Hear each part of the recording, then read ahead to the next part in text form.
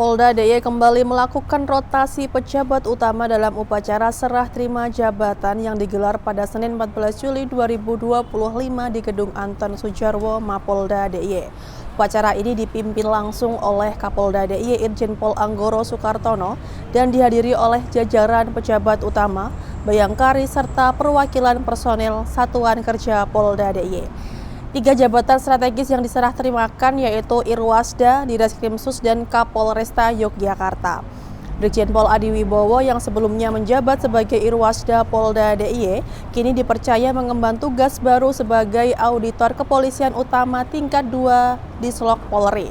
Posisi Irwasda Polda DIY kini diisi oleh Kombes Pol Igusti Ngurah Rai Mahaputra yang sebelumnya menjabat sebagai Auditor Kepolisian Madya tingkat 2 Itwasum Polri. Sementara itu, tongkat estafet jabatan Direktur Serse Kriminal Khusus diserahkan oleh Kombes Pol Wirdanto Hadicaksono yang kini dipromosikan sebagai Direskrimsus Polda Jawa Barat. Penggantinya adalah AKBP Saprodin yang sebelumnya menjabat posisi yang sama di Polda Sulawesi Barat.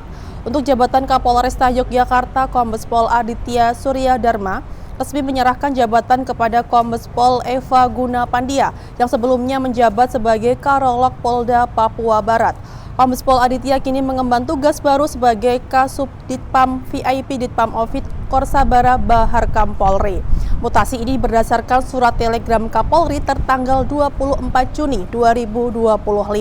Seluruh pejabat yang mendapatkan amanah baru merupakan sosok terbaik dan berpengalaman di bidangnya.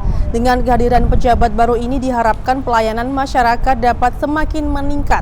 Berikutnya kami sampaikan data gangguan Kamtibmas dan kriminalitas yang terjadi di wilayah Yogyakarta pada hari Senin 14 Juli 2025.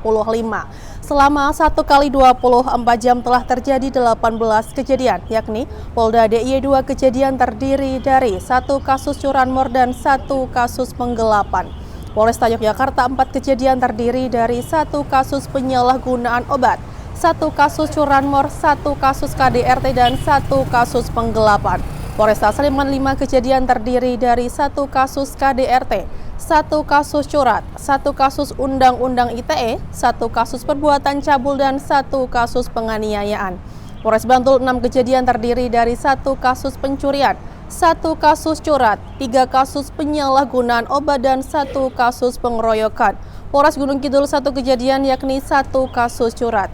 Berdasarkan data gangguan Kamtibmas dalam 1 kali 24 jam terakhir, kami mengimbau kepada seluruh Jogja untuk tetap waspada terhadap potensi kejahatan di lingkungan sekitar. Kami mengajak seluruh Jogja untuk lebih peduli terhadap keamanan pribadi maupun lingkungan sekitar.